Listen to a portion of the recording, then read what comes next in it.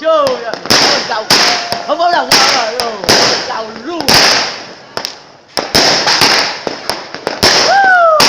Ui, không à, không.